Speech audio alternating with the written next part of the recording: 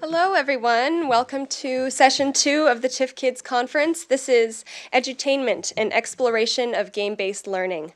Our speaker for this session is Constance Steinkuehler. Constance is an associate professor in digital media at the University of Wisconsin-Madison and the co-director of the Games, Learning, and Society Lab at the Wisconsin Institute of Discovery.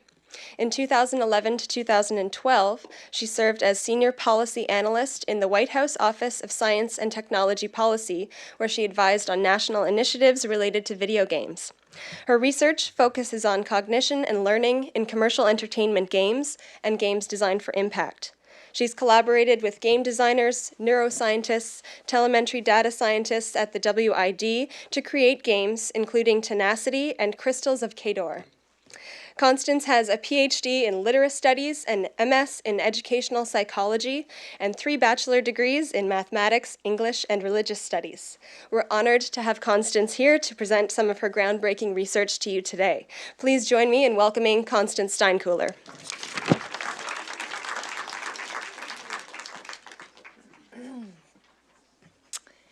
So, good afternoon. Hopefully this will not be the nerdiest event.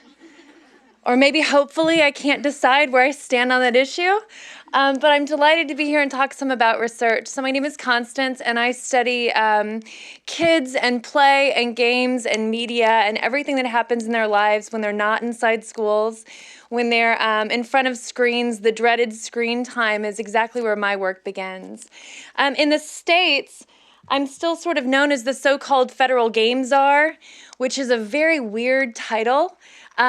It was a novel post to be holding to actually work in the White House of the United States on video games explicitly. It was the first time and only time they've had a position like that. So I'll say a little bit later about kind of America and policy and sort of what's the landscape right now around media and academic work, et cetera, around video games. But first I really want to talk about games and learning. And as I understand it, there's already been a long conversation here around interactive media. So it's nice to not have to explain what games are or why they're valuable. Instead, I think I'll talk about learning. So a lot of my own work before getting into policy and some of the work I'll talk about later really focused on thinking about online, interactive, social interaction around video games. So thinking about massively multiplayer online games, multiplayer, squad-based, etc. And I did a lot of work on these topics. I spent first a 2.5-year ethnography. This was my dissertation work in 2005. For any of you who are students, how many students are here? Okay, so if your advisor approves you doing a study that takes 2.5 years, find another advisor. It's not terribly the wisest choice. I didn't set out to do that way, but ethnographies take a long time. And at that time, there was no work around games and cognition and social affective sort of variables. There just wasn't a lot of work at the time around it. So I stepped back and did a long ethnography of kids' online gameplay. A lot of my work has been sort of migratory. I tend to follow what's popular, not necessarily what's the best educational or edutainment title. I'm really interested in what the mainstream player does for fun, not necessarily what the mainstream player is assigned to do in classrooms. So my work has sort of migrated around some. At first I studied Lineage 1, which at the time was the global dominant game on the market. That evolved into Lineage 2, another siege-based campaign game. Does anyone play player versus player? No one? Oh, good, like 5 people, thank you. Yeah, so it's terrific fun to go out and siege one another for castles and kill humans rather than bots. Humans are your best opponent, and it's delightfully fun, which sounds morbid, but I swear it's actually good fun. I've studied games like RuneScape that were popular escapes for teenagers, tweenagers especially, for the free market. And of course, World of Warcraft, which continues to dominate, even though their population has waned some. They are still about 60% of the online game market, so they're still quite an elephant in the room. So as part of this first ethnography, what I did was sort of step back and ask the question, if kids are spending this much time in media, what are they doing with that time? What are some of the main kind of constructs, variables, practices, et cetera, that's going into their gameplay? And this is when a dissertation boils down to one slide. This is going to happen for you who are students. Here you go. One dissertation, 2.5 years. That's what I got out of it. That's what we got. But with the help of the MacArthur Foundation and other private philanthropy in the States, I had the opportunity to sort of hone down and do, after I did this large-scale ethnography saying, here's some of the important work that kids are doing. I was funded for several years to sort of do more empirical, targeted studies of certain constructs that were really, for the United States conversation around education and around screen time, were really considered the most salient.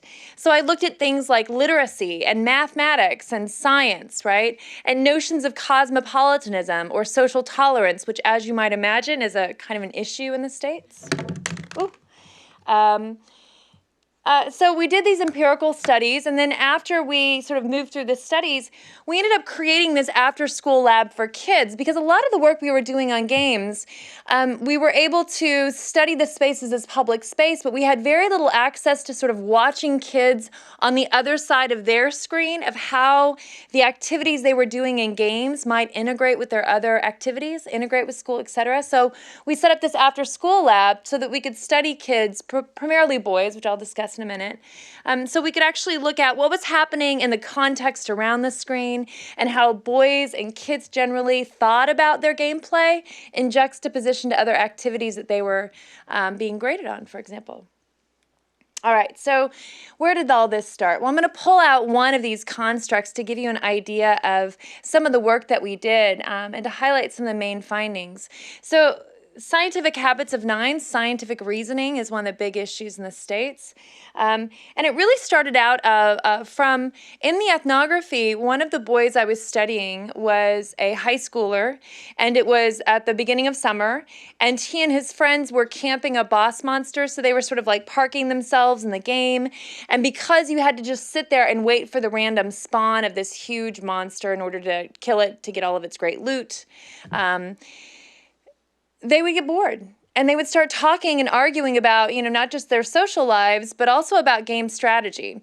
And so Steel Dragon was an informant in my study, and he and his friends, I'd call him every couple of weeks, and we'd talk on the phone, and he would tell me about gameplay, and I'd send him stuff to read, and he'd write me back how boring I was, and I'd continue to play and study.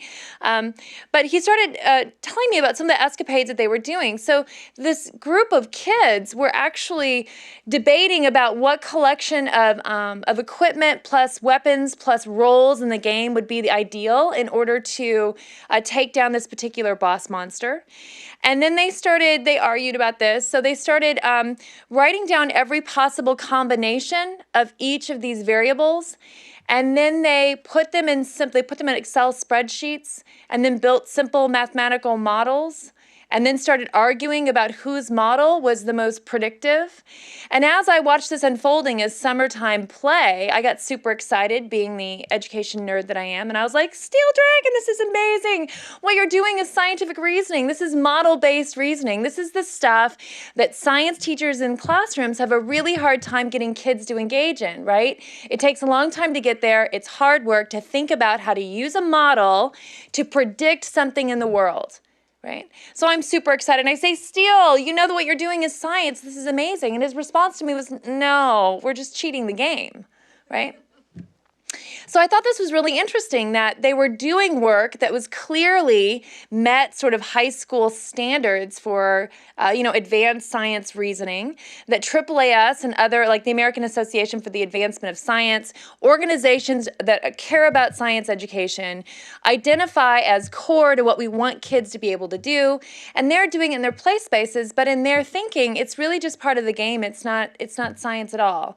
And the resistance to that kind of label is a really interesting one.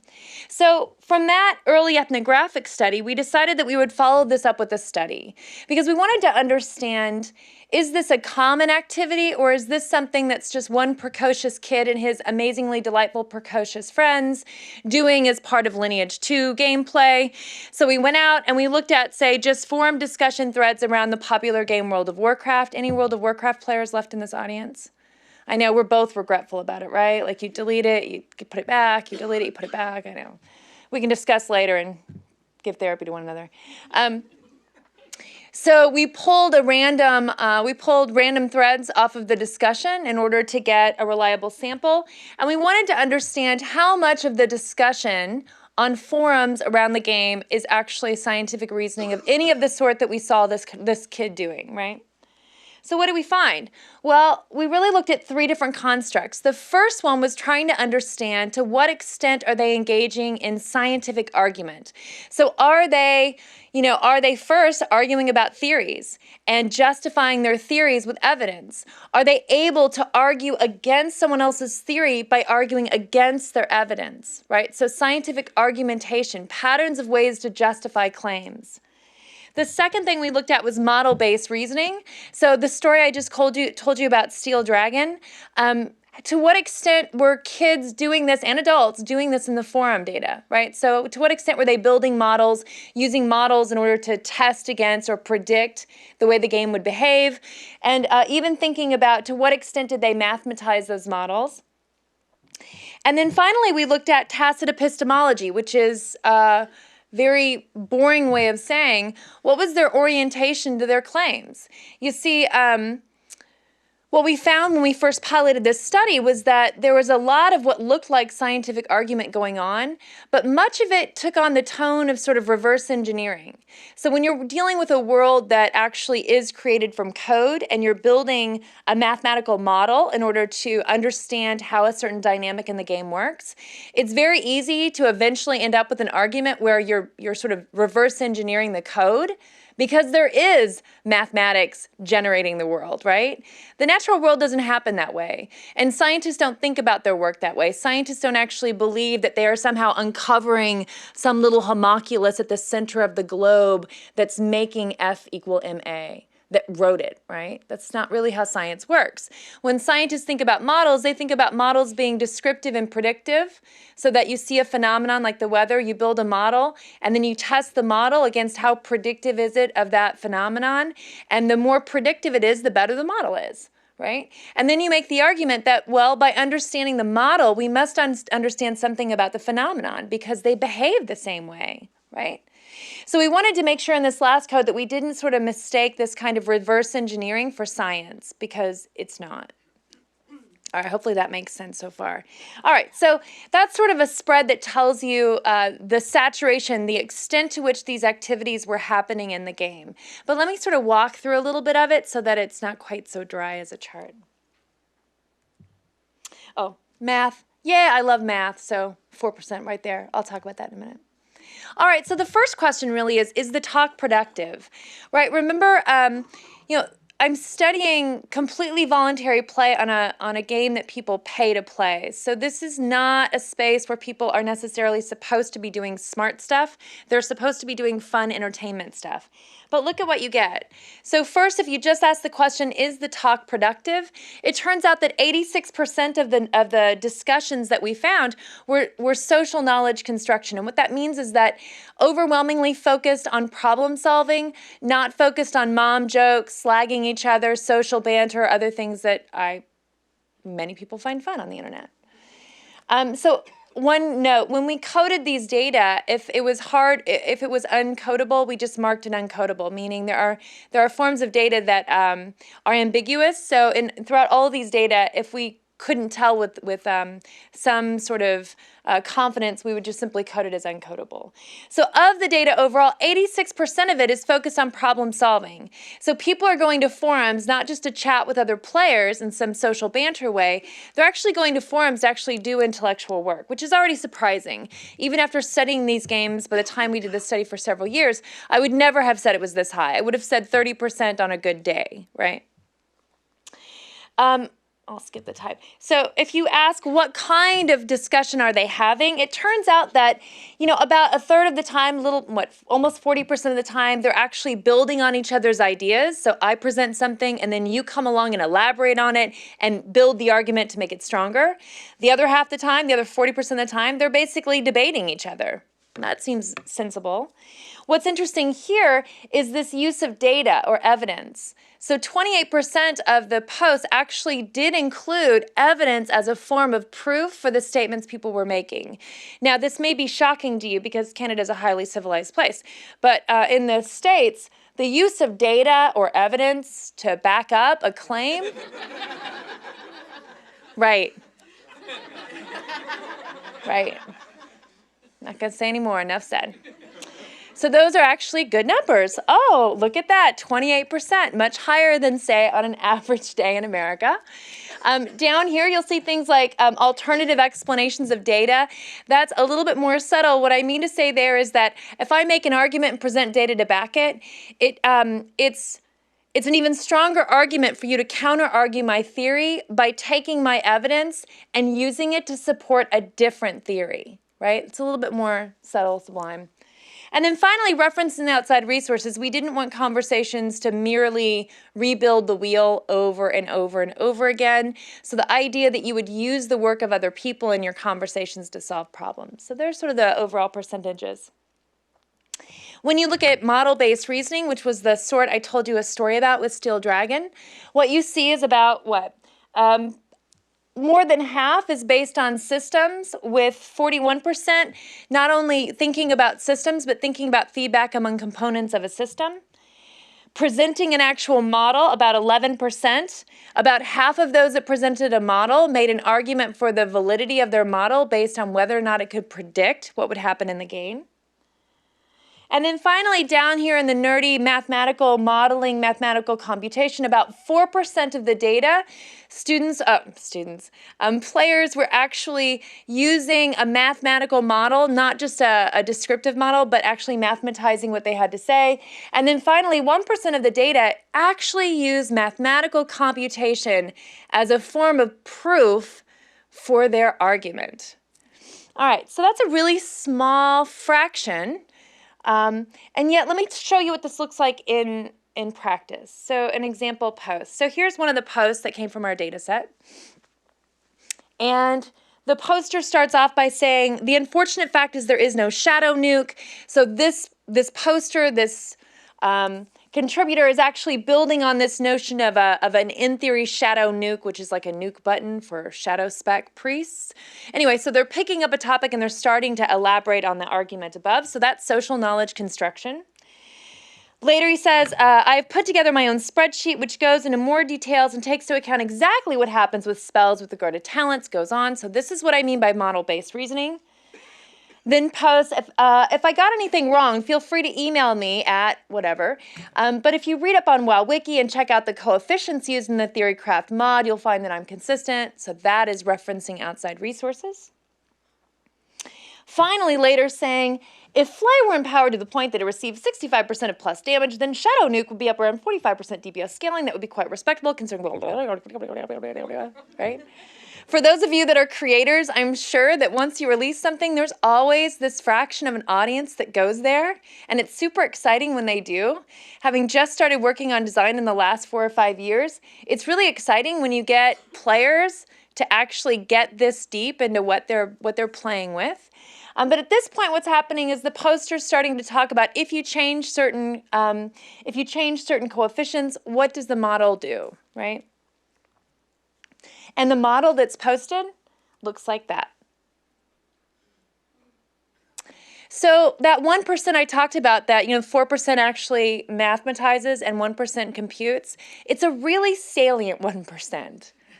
In this case, I like math. One of my undergraduate degrees is mathematics, and I also play a priest, and I had a really difficult time understanding. This is around Burning Crusade, and there's a scaling effect between 2 different dynamics in the game. And I had a hard time sort of putting together what this argument was, but this is considered, for some players, par for the course to do this level of so-called theory crafting around the game. Around a game that's around ogres and elves and purely educational. It turns out that nerding out this much is actually a lot of fun. So people go there. Finally, on the topic of epistemologies, we did look at that as well. So for these data, it turns out that a good 27% of the data were just not codable. Because what we're looking at here is trying to understand what is the attitude toward knowledge that the poster is taking, which is difficult to discern. So almost a third of it we couldn't code. So of the remaining, 73% that we could code, here's the breakdown. So 30% were absolutists, making arguments like, whose mom thinks that this sword is the best sword, right? There's one answer. There's a big T truth, and usually when a speaker takes that stance, it's their big T truth, right? Second, relativists. So 5% of the posters were taking a stance of, it's all just opinion. Why debate about it? You say potato, I say potato. There's no way for us to know, and all the experts disagree. So what I would call relativist. And then about 65% were evaluative. Now, what's important here is that if you do not take an evaluative perspective toward knowledge, science doesn't make any sense whatsoever, right? Who needs science if it's all just a matter of opinion, or if there's one big T truth that comes from one big T person or big G person? Why would you bother sort of rolling up your sleeves and worrying about knowledge and knowledge construction? But evaluative is the kind of perspective that says, I see what you're saying, but here's a different argument for it, et cetera, et cetera. Now, these numbers get more interesting when you compare them to actual American norms, again. So in early work by Kuhn, you see that in American culture, about 50%, and this is regardless of level of education, gender, background expertise, like, for example, whether or not you're a teacher versus a philosopher versus a bus driver. It turns out that 50% of Americans are absolutist, 35% are relativists, and only 15% are evaluative. So what you see here is that the forums and the form of gameplay that forums are capturing is a form of gameplay that actually is spectacularly different. It's a different profile of knowledge work than what we see in typical conversation in America, right? And it begs the question. So is it that people who like to theory craft, who like to do this kind of work, go to the forums to do this kind of work? Or is it that the forums actually somehow get people to do, evaluative scientific sort of understanding? And really, the argument, I think, would have to go both directions, right? On the one hand, people who like to theory craft go to forums and discuss their games in theory craft. On the other, there is a way in which games like these, being smart, making contributions is privileged. It's high status, which I will talk about in a minute. But I mean to say that, being someone who can contribute to a theory crafting argument or a solution within the game, that is seen as prestigious. That is seen as being a good gamer, right? Not very much like, say, high school, where social capital is severed from performance in school, especially if you're a boy. Right? So this looks quite different than what we would normally expect, and a lot more optimistic. If you compare this to American schools, well, only 1 in 5 Americans is scientifically literate. That means that they can read the New York Times on a Tuesday and actually understand the articles. And that is despite mandatory education in schools on science. In fact, I'll go further. There's some work that came out about 10 years ago on sort of the hands-on activities that science teachers do in America. And it turns out, I spend a lot of time with teachers too, and teachers work really hard. And you have science teachers that increasingly have to teach to the standardized tests. And science teachers in particular get really excited when they get to engage kids in real science and hands-on inquiry, right? So they put a lot of love and a lot of thought into things like, let's say, their chemistry labs. But here's what happens. By the time that chemistry lab unfolds in a classroom, it oftentimes can end up engendering not only is it not science, it can actually engender anti-scientific ideas, notions that are antithetical to science. And here's why. So you have a chemistry test, and guess what? For the kids doing it, for the chem lab, what do they think? Well, they think that there is a right answer, and it's the one the teacher has. And they often will redo their experiment over and over until they get the answer that the teacher has. Right? In science, you don't redo your experiment over and over until you get it to say what you want, right? So you can end up with, not only do games look different from classrooms, but classroom instruction ends up taking on a tone that can be quite remarkably orthogonal to what play spaces look like. And this is all in a world in which kids' screen time is somewhat villainized or certainly problematized, and oftentimes games and digital devices, this kind of gameplay is considered totally, it's completely firewalled out of schools, right? It's considered a distraction, if not inappropriate play, to be involved in these kinds of games. Okay, so remember I said collective problem solving. We also did some work looking at, well, is it possible this is just like a group of smart people, like 50 smart people, and then 50,000 just reading their results? And it turns out no. If you look at the difficulty of the problem, the longer the post goes, the more people that contribute to it. So there is on average about 2 posts for every 1 person. That's to say that for hard problems, it takes a huge number of people to solve them. People move forward incrementally by contributing, right? It's not just 5 people debating some high-end topic while everyone waits for their answer. It's 52. Great, it's 52. And then everyone does 52, right? Instead, this is a world in which people actually contribute. And they contribute on sort of a collective scale. And frankly, this looks a lot more like how science problems are solved. Right? You don't solve a science problem by one scientist and some great man theory about how they come up with the answer. In fact, what you have is a lot of incremental moving forward on the issue. And you see the same thing in their problem solving as well. All right, so a little bit on policy. So that's sort of the work that I did before working on national policy issues. And what's going on in the States is very interesting in that for the last 8 years, we've had a fairly tech-savvy president. And that's part of the reason why you see this sort of shift. I have to use this picture because of what's on his laptop, right? I know, makes me really happy. So good. Yeah.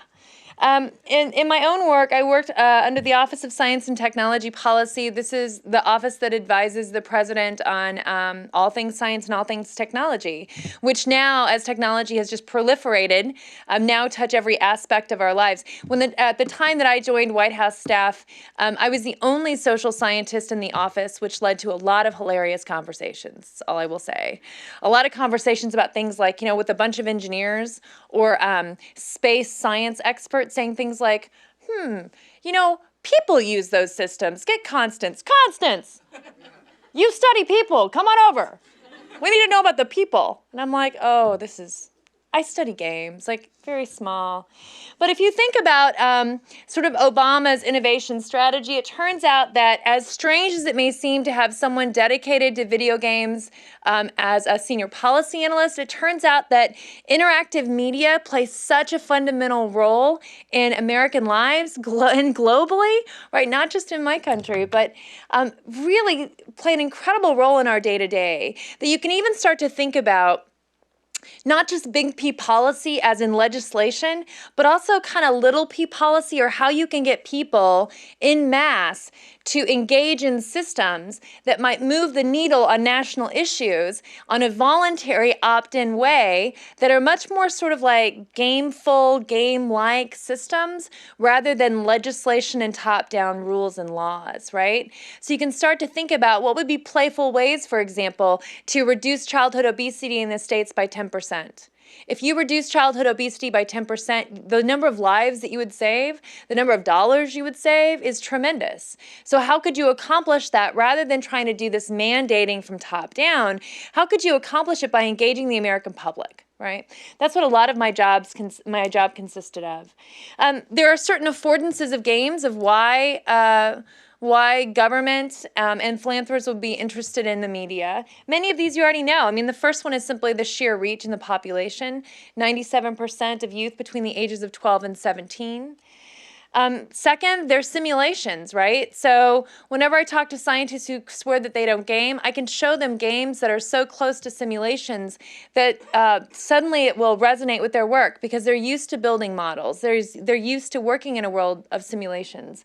And so they start to come to understand that, games are basically simulations made interesting, made playthings. Third, games kick off a tremendous amount of data exhaust, and that data exhaust is very, very useful not only for A/B testing, for continuous improvement, but also for issues of personalization, so you can start to think for the first time that not all media has to be all the same for one single user when there are so many types of users out there. Certainly it's cost effective. This is an old school grant from the Woodrow Wilson Foundation, but when I first started talking Department of State, they were still literally dropping pamphlets in other countries in order to, de-radicalize, for example, youth in particular countries. And you're like, really? You're going to go in and just drop pamphlets? That's incredibly inefficient. It's just sort of gross. Is that okay? Can I use the word gross? It's kind of gross. So just thinking about the fact that with digital media, you can build something and scale it much differently and think about your audience differently. But finally, I would say that the main number one reason that games are so amazing is that, and so interesting to so many people who want to do good in the world, is that they really are these architectures for engagement. Mass Effect, anyone playing? It really is that beautiful. For those of you who have not played it, you need to. It's beautiful. But I'll move on.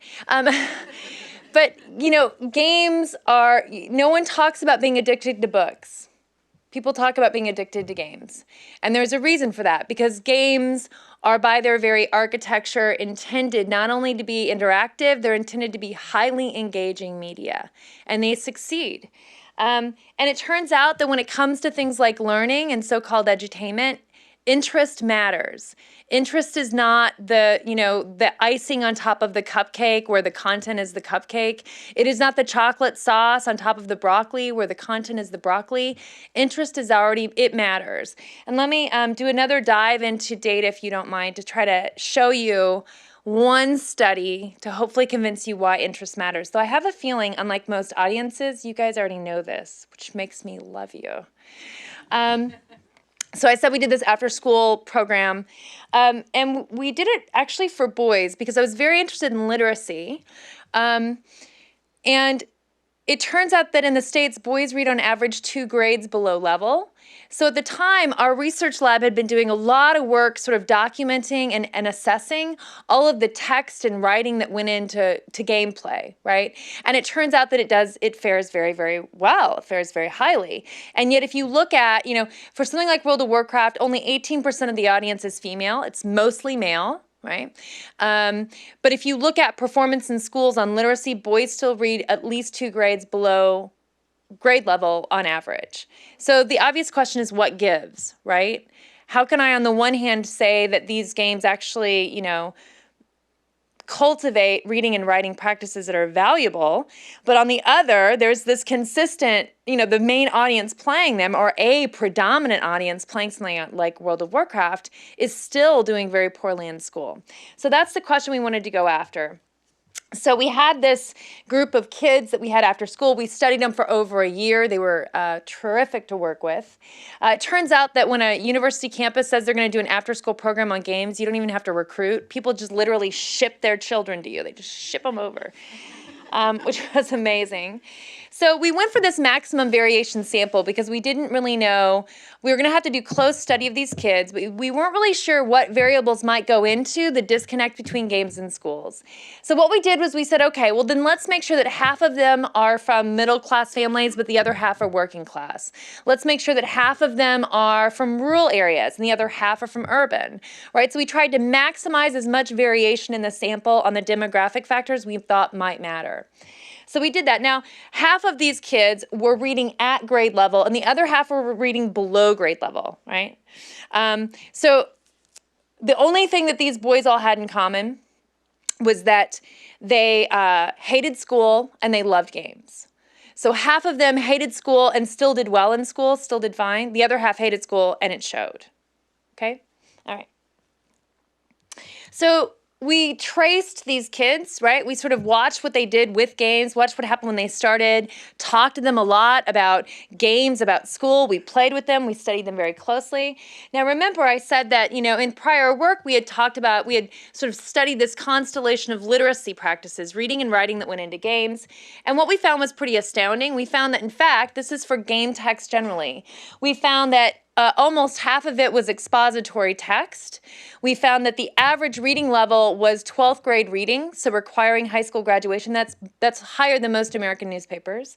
And we found that it had 4% academic words, which matters because 4% academic vocabulary makes it nearly a perfect intervention for increasing academic vocabulary. And academic vocabulary matters because that is the biggest correlate of improving test scores on standardized tests like GRE, ACT, SAT, tests that kids have to take in order to get into college. Right? The biggest variable behind performance is actually vocabulary. So making the argument, so the finding that not only do gamers read and write, but in fact the text they're reading requires high school graduation and has all this academic vocabulary in it is kind of a big deal, right? All right, so that's what we had found previously. But we wanted to understand what happens in the lives of these boys that we're studying. So as I said, we had a sample that was half struggling readers and half students who were doing fine in reading at grade level. And yet, in our study over months and months and months, all of the kids were reading game text with absolutely fine comprehension. And we knew this because we saw they tallied what they read, we watched them read, and then we saw them implement the text in their gameplay. So we had a very close read on how well they understood text. So it was interesting that even though half of them were struggling readers, none of them were struggling with the text, even though it was 12th grade on average, with academic vocabulary, et cetera, et cetera. And we thought, well, this is really interesting. Why is this, right? So we designed a study to study this. Now, at this point, 2 kids had stolen my computer, so I had to boot them out. So now the N is 23, not 25. I know. That's another story.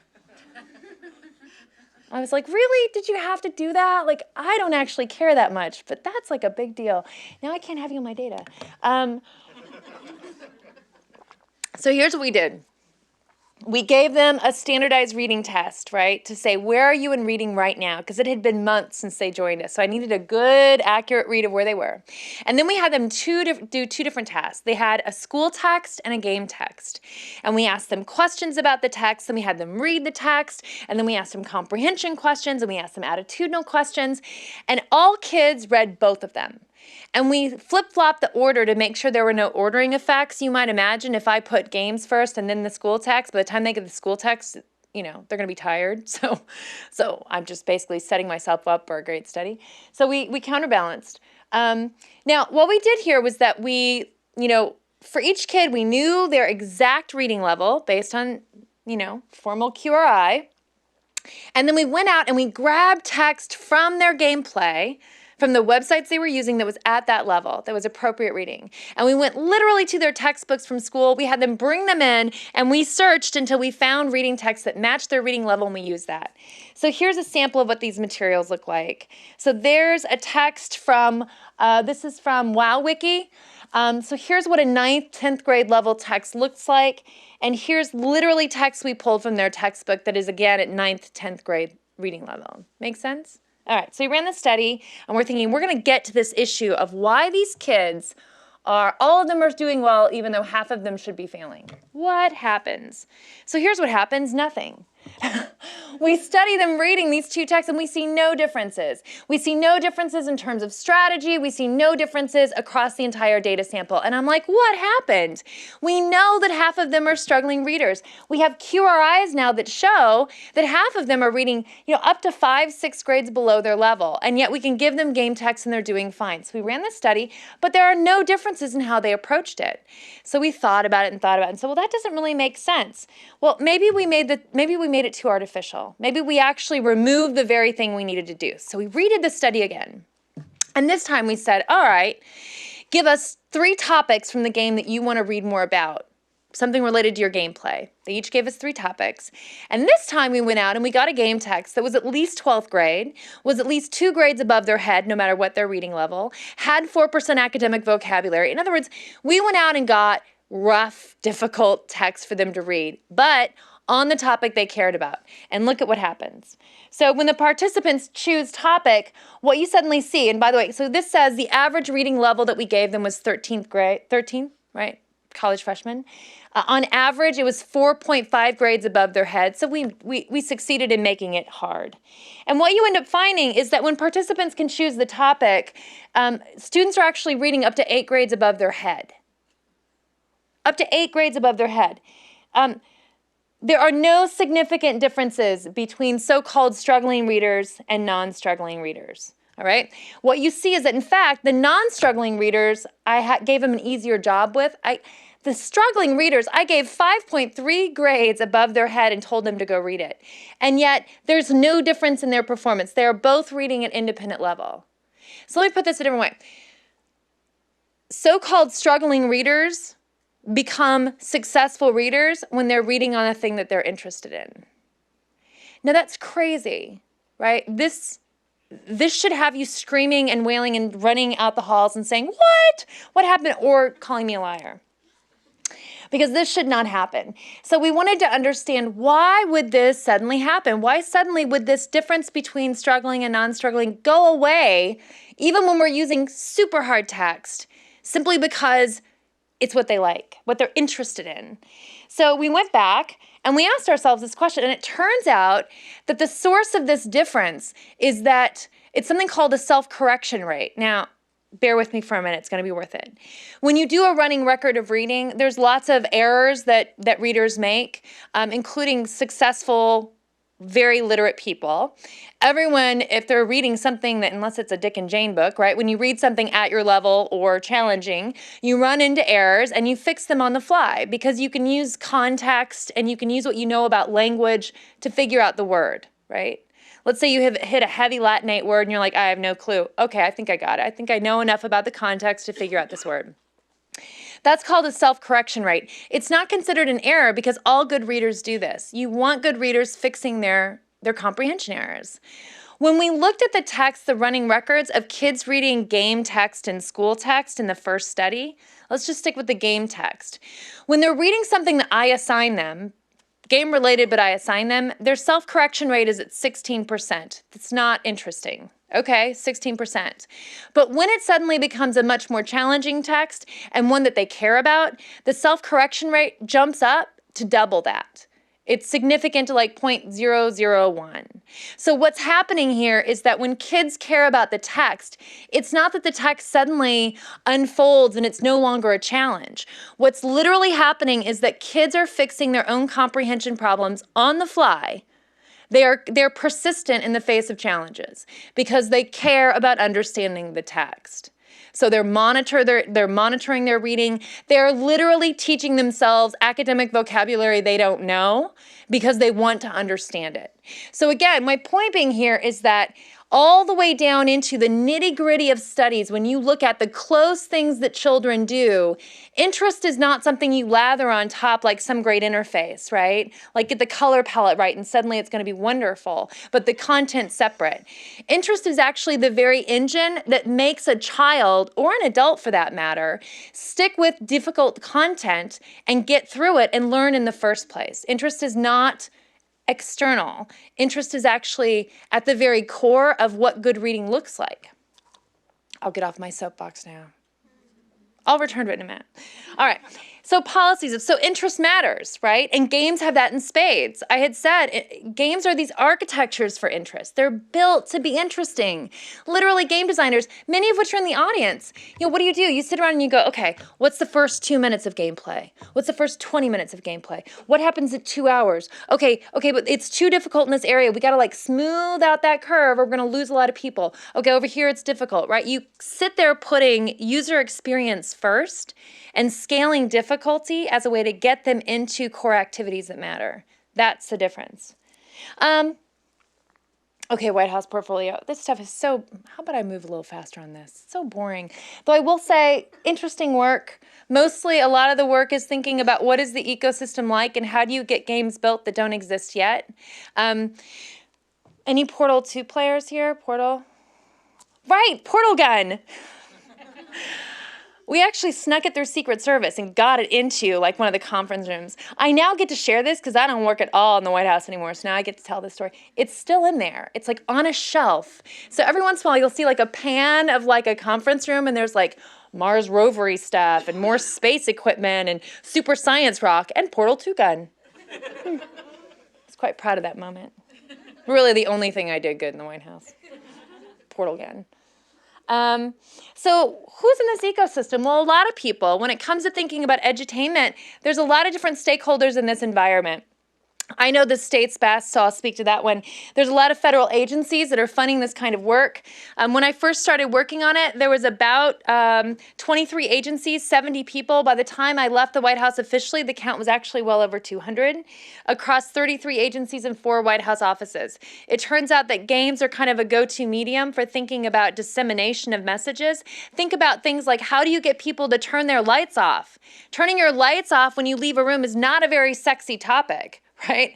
But it's kind of necessary. So what do? Well, you can use all sorts of behavioral economics, the way you structure information. You can do things that actually get people to change that behavior without having to like wag your finger at them. All right. I'll skip over some of that. Okay, so the games industry in the States, dare I say beyond the States, is really shifting. Right now, there's really sort of this new indie scene that has really developed in the last 5 years that's really very exciting. And what has happened in the States is really sort of mimicking what happened in Hollywood, where, you know, you have blockbuster movies that take millions and millions to produce, so very large studios produce them, but they become more and more risk adverse because if you're putting 50 million into a product, you kind of need to make sure you get your money back, which means that you end up making the same movie over and over. You end up making the same game over and over. And in the meantime, these development tools have gotten much, much cheaper, so there's this thriving indie scene of people who now, you don't have to work at a AAA company. You don't have to work at EA or PopCap or any of those publishers and developers. You can actually make your own game and share it through simple distribution channels. And it's really given rise to this massive on-the-fringe indie scene that is really where a lot of innovation is coming from. And this is not a known market, but it certainly leads to this sort of golden age of games. And that's where we are now. Thank you, Ingrid. And what do I mean? Let me just give you an example. So the word edutainment is kind of a dirty word in educational games, right? Mostly because of the market crash, like what, 20 years ago? 25 years ago. But if you look at what's coming out of the indie scene, like the successful hot hits, it's amazing. And they're totally educational topics or educational titles. So, you know, Plague Inc., anyone playing Plague? Totally amazing game. You try to infect the entire globe. It takes about 40 minutes to do. You can play it in all sorts of parameters. You get to like actually watch how you infect for global pandemic, but it's amazing. It's super fun to play. And you know, what is it about? It's basically about disease vectors, right? It's about how would a pandemic unfold. You have games like this War of Mine, that's another war game, but this time you're the civilians. Anyone playing this War of Mine? Yeah, it's really moving. And it's strange because the level of low-level stress you feel playing as civilians in this world, you slowly are dying. It's very difficult to stay alive. It's very difficult to keep your people alive and not suicidal. What a bizarro game to play. And yet it's feverishly engaging, right? One more title, That Dragon Cancer, if you haven't heard of it. So this is a married couple that's putting out a game that's about what it's like to have a child with terminal cancer. And these are all games that are not coming out of academics. They're coming out of the independent industry, right? They're coming out because they're interesting game topics, because games are no longer sort of pigeonholed in this little box that says they have to be educational or they have to be blockbuster. Instead, what you're seeing is this golden age with a ton of diversity coming out. Finally, the last stakeholder is really academics, which I won't spend too much time on. But in the States, you know, when I first started working on these issues on national policy, there was probably about 30 schools that actually had Games for Impact labs. There are actually 406 programs in game design across the states alone. And there's an interesting correlation between game design programs in a state and the number of game studios. There's a 0.90 correlation between the two.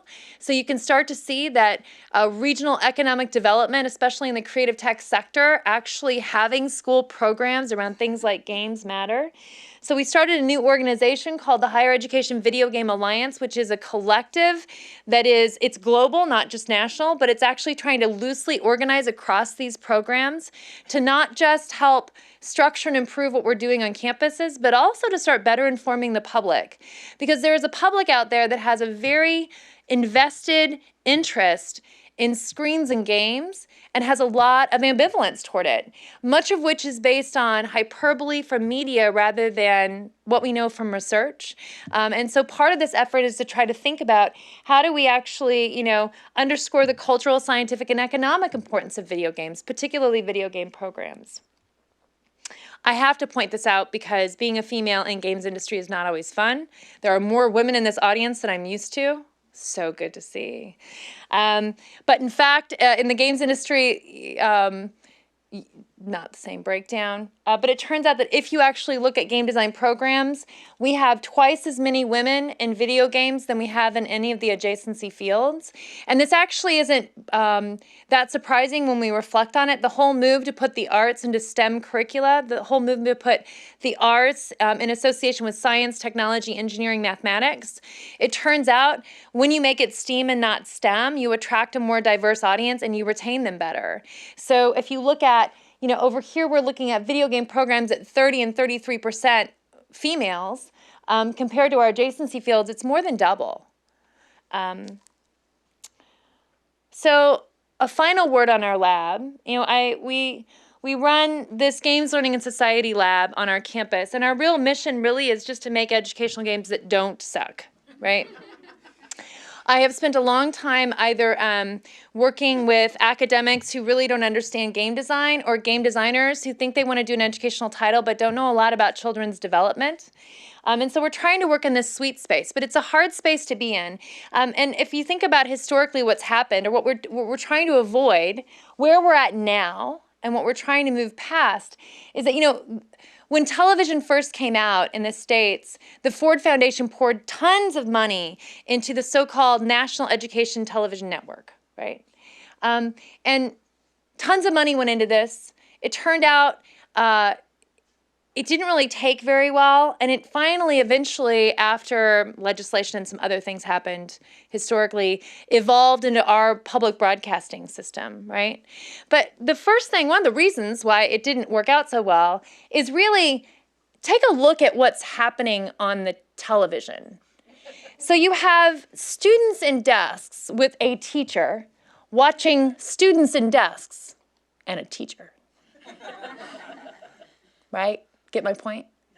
You end up with a lot of the same, where you take what we do in education, let's put it on TV, right?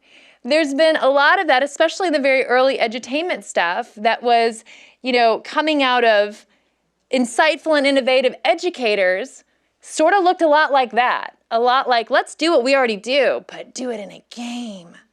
It turns out it doesn't fare very well. History has not proven that to be a winning proposition. This, however, as I have said, is also the wrong frame.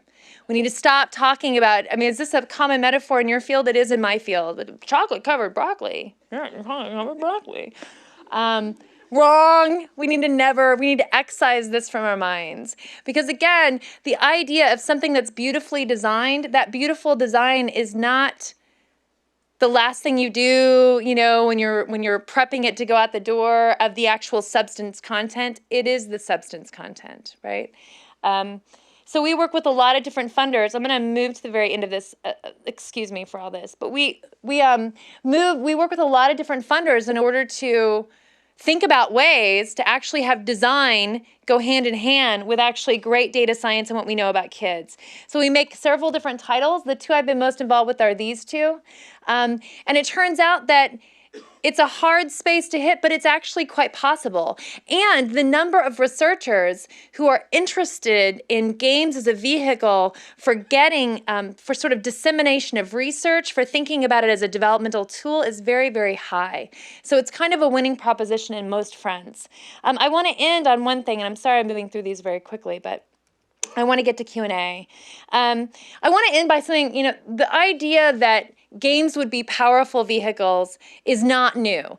Games are the one media, and forgive me for my brazenness here, because I know a lot of people work in multiple media, but games are this one media that truly do take screen time and turn it into activity time.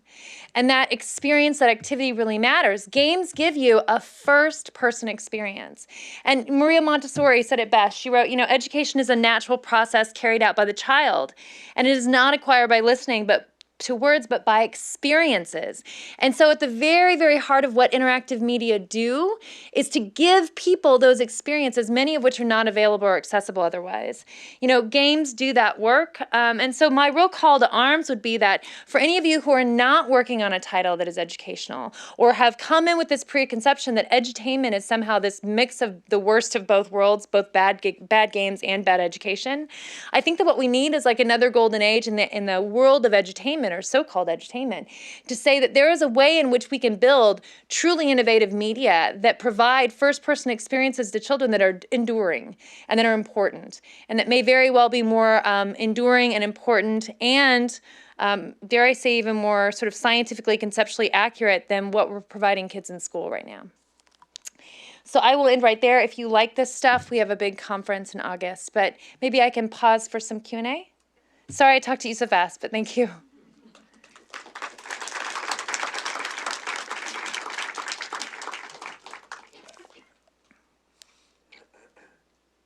You didn't mention Minecraft or any other building type games. I'm just curious on your view of those versus the more engaging story-based games. Well, I like to stick to my own data, and I haven't studied Minecraft, so I stuck there. But usually the first question I get for public audiences is questions about parents talking about what their kids play, and the first question I ask is your kid playing Minecraft? And they say yes, because every child is playing Minecraft. I'm like, good, you're fine. You're fine. Just if they're playing Minecraft, you're already fine. Minecraft is an incredible tool. It's a darling from an industry perspective. It's a huge it's now it sold for over $1 billion. How many years ago? Quite a while now. 3. But educationally, it's an absolutely amazing. It's the most creative tool we've seen out so far. I actually am a huge Minecraft player because I have 2 little boys myself. So yes, thumbs up to Minecraft, just not what I study.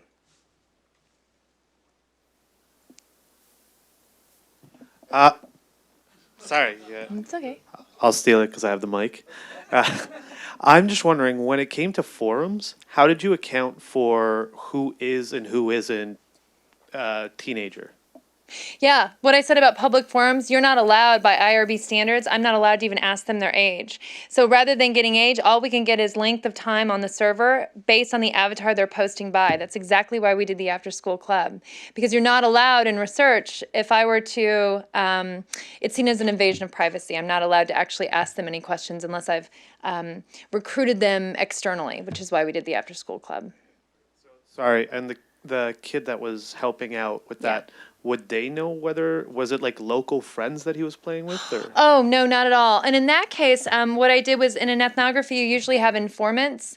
So when I ran those studies, I was part of a guild that was about 350 people, and they all knew I was a researcher. And some of them were formal participants where you would get parental consent and student assent and all of that. So they were actually formal participants. And the other people just knew if it's on the server, then it's public domain. So I will use what's on the server. Though I did add an extra. There are lots of issues I don't talk about because if it's a sensitive issue, I make sure I get permission from everyone involved before I write about it, simply out of respect for players. So there are some more sensitive issues that were not written about. Does that help? What's your me again? Hi. What's your opinion on partnerships and the potential when something like, again, I know you said you didn't study Minecraft, but when Minecraft made the partnership with Lego and made a physical component to what they do as opposed to just the computer version of the game, and if other games were to act on opportunities like that, do you see that as helpful? Do you see that as an expansion of what people could learn from just the game? Well, I'm not a huge personal fan of the Lego hands-on manipulatives of Minecraft. It seemed like too much cubing. What I would say is that what I find very productive have been the partnerships between academic researchers and child development specialists and commercial design firms, commercial products. So what you see now, it's a very different landscape than 10 years ago. I would love to say that I am the reason for it, though I think that would be complete hyperbole. But you see a lot more of Valve for example, partnering to better understand their data, because they get a ton of data exhaust off their players, working with academics who actually are experts in things like development, cognition, sociability, etc. You have not only do companies benefit from being able to leverage what we know about human reasoning, thinking, and behavior, but you also get some really great social sciences out of it. These days, I actually am concerned about the fact that our best data sets sit in private sector, and so that academics are studying data that's only harvested off of them on second order. But I think that those partnerships have been very productive. So for example, Entertainment Arts works with Glass Lab, so they're building in assessment models behind educational versions of things like The Sims, and then having classrooms, not just classrooms, school districts, use The Sims as a way to not just teach systems level thinking, for example, but also assess it and report back assessment data for teachers and students. And that kind of partnership seems to be very, very productive right now. Sure.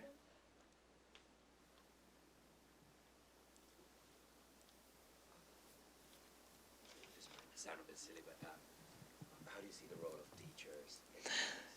Oh, that's not a silly question at all. So the question was, how do I see the role of teachers? It's interesting. So I still do work on policy and field building, but for probably the last 4 years, I've been working more in our lab, which is there's probably 7, 8, 9 faculty involved. I'm working a bit more on the design side. And I would say that, one absolute commitment that we have is that games don't replace teachers and they don't replace parents. Usually technology, in my view, because I study social interaction and literacy mostly, in my view, technology either enables learning to happen between two people or it gets in the way. But this is where learning happens. Learning happens when I have joint activity to get intersubjectivity with another human being. And sometimes that's through me figuring out the head of a designer, right? Sometimes that's through a group of us playing on a device. But it can never replace a teacher. It can never replace a parent. So I find the most productive way to think about that space in terms of co-viewing, in terms of what it means to do joint play around media properties. And if those media properties are more transmedia, great. But it's less to me about the media than the fit of media between media and content, but also the way it can enable participation, right? So I think early on, about 10 years ago, there was this real rhetoric that was kind of anti-teacher, as though we would just have kids on devices with these learning dashboards, and kids would magically learn stuff.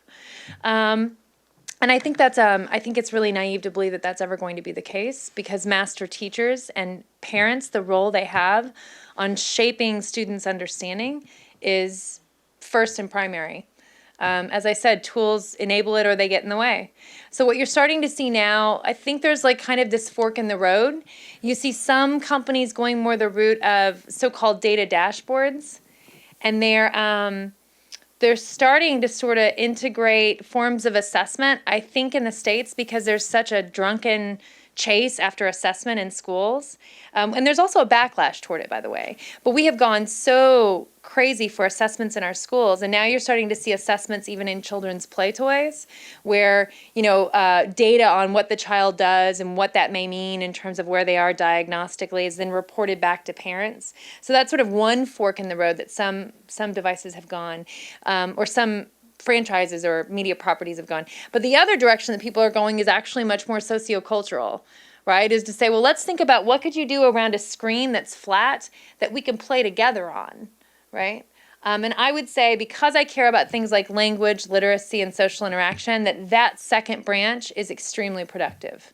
Children, for example, learn language when they're in conversation with you. I have to tell a story. So when the first month that I was working in the White House, there was a very large philanthropist that I won't name that wanted to really address the issue of early childhood literacy, because it turns out that this discussion was happening in the States around that poor children came to schools with significantly lower vocabulary than middle class, upper middle class students. Is this I don't know if this is registering with anyone or not? Yes, no? Yeah, okay. Right, the vocabulary deficit. So first let me just say that all children come to school with language, right? It's not that some children have more language. They just simply have more academic language that registers with school. But there was a real interest at the time when I first started around trying to see if you could build smartphone apps that would engage a young child in language development to try to ameliorate that difference. Okay, so first off, it is scandalous to talk about classes or races as though there are language differences in terms of one has language and one doesn't. That's like 1960s racism in the States. Please don't do that, just so I can say that. But number two, the idea that it's well-intentioned, the idea that you would make these apps or these devices that would, certainly, mitigate the disparity of classes, right? Like that's a good intention, great. But the problem is that if you look at how children learn language, they learn language through these subtle interactions with their caring provider, right? With their parent, with their older brother or sister, with people in their lives that they know very well. And I'll give you a tiny example of what I mean by subtle gestures. So there's something called an ostensive gesture that mothers do when they're talking to their young children. They slow down and they raise their eyebrows. And that tells the child that this thing I'm doing now is the thing you should repeat. This is the part to emulate, right? And the way that you do that is even through going like, oh, and a child keys off of those subtleties on a face to know that like, okay, so when you go, boo, the child goes, boo, right? They don't just pick up, unless you're in my house and it's random curse words or something, right? But they don't normally just pick up language ambiently. They have to be cued on what they're supposed to be mimicking. All right, so it's very difficult to get robots, high-end MIT super robots, to actually engage in these kind of subtle social interactions. Very difficult to do and very expensive, right? So even if you could build like your smartphone app thing, it's never going to be as good as a human face, and it's going to be terrifically expensive should you try it. And I don't believe, at least in this stage of software hardware, you will ever get it on something like a smartphone, let alone one that most people who you're trying to target would ever be able to use. It would be like a $1,000,000,000 device. But here's the thing that's stunning. If you simply shift gears and say, why don't you have a very cheap, simple app that structures conversation between a mother or a care provider and a child to ask certain questions in certain ways, or prompts while doing a digital book, very, very light touch, simple things to engage in co-play between two people, and suddenly you have a device that can accomplish all of this language stuff, right? That no robot on a phone can do. It's cheaper, it's more mobile, and it doesn't try to replace the parent or the caring other person. What it does is just sort of structure the interaction in a way that, for example, rather than asking yes-no questions, you're asking the child more open-ended questions, right? Or to engage in forms of language that we know from research will increase language production. So there is an example of like a very simple thing where you can, rather than going that heavy Monty thing that's super expensive and top shelf, why not just think about using the things in the room, like the parents and the kids, right? Thanks for letting me tell a story. Thank you for having us. Good luck with your event.